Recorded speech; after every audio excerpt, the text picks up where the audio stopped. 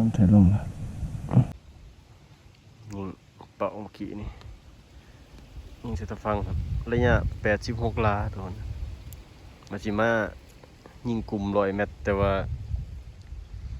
ฟ้าลมบ่เป็นใจมาชั่วโมงหนึ่งเราบ่หยุดจักหน่อยเลยลมไทยลมว่ะ